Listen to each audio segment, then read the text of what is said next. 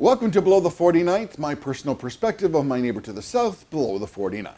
I'm Michael A. Charbon. Today's date is Tuesday, August the 25th, and today's title is Guilt and Gelt. Guilt is a noun.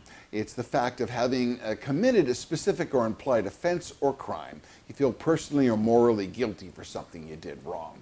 Gelt, on the other hand, is also a noun, but it's Yiddish. It means money around Hanukkah. You give gelt as a gift, so simply gelt is money.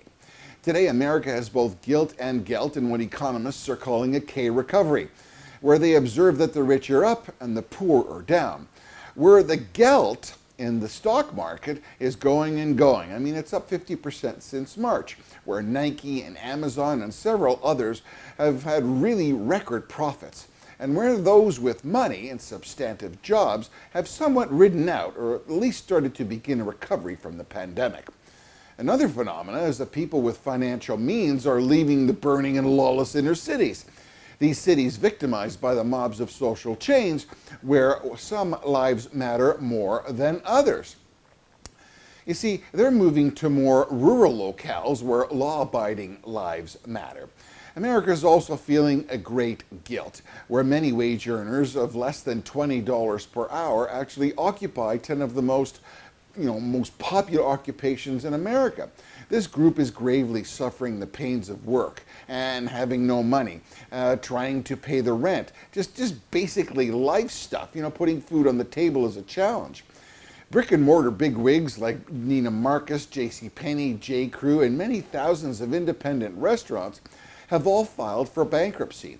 The U.S. Labor Department estimates that only 42% I should say, of jobs have come back from pre-COVID levels.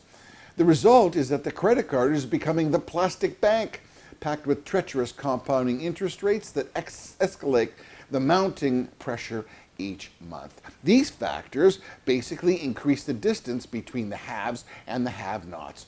So in the pandemic, many legions have started to work from home. Where for many, they had to also reinvent themselves. This reinvention, though, really has only affected those with a higher education and those who already had some financial means and a job to weather the storm. One survey realizes that 63% of those workers with college degrees could work from home, while only 20% of high school diploma people could do the same. Quite the difference, and really talks about the importance of high school. The current political blue team sets this broadening distance between the two groups as part of their platform for the upcoming decision in November. You see, where guaranteed minimum wage, free health care, free college all sounds good to the disenfranchised. And then add the dog whistles of you're a victim, the system is systemically biased, and it's packed with entitled, high-educated people with a perspective of privilege plagued with discrimination. Consider these low-wage earners are now being told that they are deserving of more pay, absolute equality, and even guilt for past indiscretions deserving of proportional reparations. This effort is to reduce the divide between the two groups, to achieve a form of monetary justice and social self-worth in an attempt to create equality. Trying to solve your guilt by throwing gelt. In business and in capitalism, the market ultimately determines one's worth, the job you get, and what you get paid. See, the market wants the most of the best for the least amount of money, so the market can generate the most amount of profit. The adage, life isn't fair, means that no one is really ultimately in control over what happens.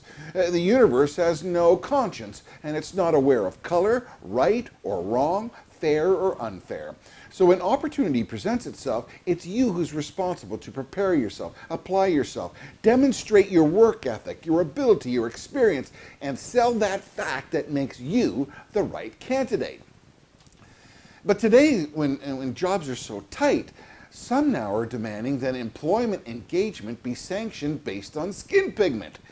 Where the count or the number is representative of a certain percentage of your workforce. So now it's subject to scrutiny based on color metrics, an affirmative action motivation infecting employment.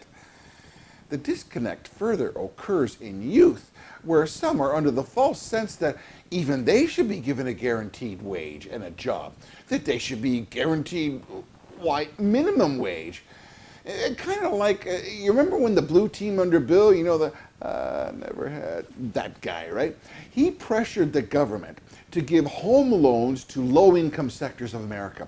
He stated that every American was entitled to own a house. So what did they create? Fannie Mae and Freddie Mac. Remember those? That was home mortgage companies regulated by the Department of Housing and the Urban Development. Wink, wink, nod, nod. That little gem created the 2008 housing crisis. Again, using Gelt to try and reduce guilt. Oh, but I digress with facts. See, the most desired economy and destination in the world is the American dream. But the American dream has never been based on a guaranteed outcome. The American dream is based on a guaranteed opportunity to anyone, from anywhere, with nothing, to achieve the American dream. It's up to you, the individual, to earn your worth. A worth based on qualification, character, work ethic, experience, and education. A business owner is not interested in supplying you or I with a job. The business owner takes on employees to help them make money. If you don't earn money, you're dust. The employee is gone. Today, it's estimated that to train and integrate a new employee in a well-paying, mid-level job can cost 10 grand. So competition for such a job is resulting in a ranking process. Ranking based on, guess what, guys? Experience, qualification, personal motivation, education, how you carry yourself, your first impression, and how you fit in with other people. You know, even what you might look like. See, for some jobs, that teardrop tattoo under your eye or those letters on your fingers or on your neck doesn't fit into what an employer feels is right for their job candidate. You know, any book teaching what things to do in a job interview outlines these characteristics front and center. When your mom said you should be a lawyer or a doctor or a dentist, it was with the understanding that these occupations were high wage earners. And if you became one of those occupations, you'd be financially safe and successful. No one ever said start a social network and become a billionaire, or start an online book club that became $1 billion global success, or take your cell phone and rap about life and create music and then rocket to international chart success. Actually, for some of those jobs, the teardrop tattoo and all that can work. But then again, it's about the market that determines what's going on. But the real message here is that you can come from Cuba, 18 years old, with 20 bucks in your pocket and very little English, and now you can be a successful business owner and employ people. The American dream was never based on a guaranteed outcome. The American dream was based on a guaranteed opportunity to anyone, from anywhere, with nothing. So if you think that the blue team's premise, we will tax the rich to equalize the inequities of others, is a formula to success, they exist in a utopian dream, and basically they're smoking the drapes. This is an unattainable premise, and it's called socialism. And socialist countries have never been successful. And even in socialist country, there's the elite who make more money and have more money than others. Remember, the rich only have so much money, and they, like their feet, will walk themselves and their money to a better place.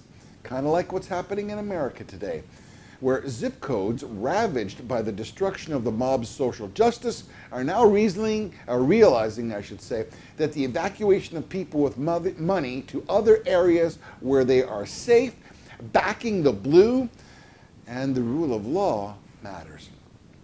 Martin Luther King once said that a riot is the language of the unheard. Well, we heard the rioters and the tone of their language, and the actions are destructive and definitely not peaceful, resulting in the mob's long-lasting negative social effects that will leave cities scarred for years, who inevitably must fix the mess of their inner cities, harvesting the cash from taxes that will be paid by less people in a city that remains trapped by people paying higher taxes. Sounds inviting? So in the end, the attempt to quell guilt by paying Gelt always backfires. Finally, to my American Facebook viewers, I hope you can see this post. As you know, Facebook prevents selective below the 49th posts from being promoted to U.S. Facebook viewers and media outlets. as they exert indiscriminate censorship, arbitrarily deciding not to allow selective below the 49th posts to be posted to U.S. viewers. So please subscribe and leave a comment if you can, share if you'd like. All those considerations I very much appreciate. Until next time, God bless, stay safe. I'm Michael A. Charbon, and this is Below the 49th.